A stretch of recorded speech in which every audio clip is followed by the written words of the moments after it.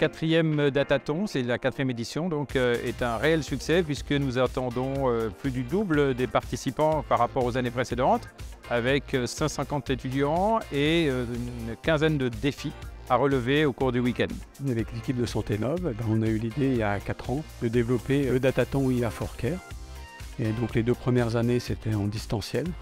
Et depuis l'année passée, on a fait en présentiel à l'ESEO. Et cette année, le plus, c'est que les gens peuvent dormir.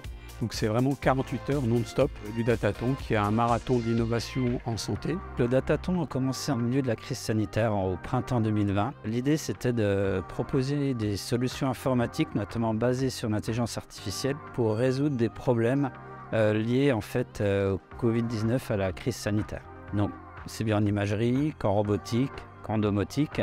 Maintenant, ce n'est plus ciblé sur la crise sanitaire ou le Covid, mais sur le monde de la santé en général.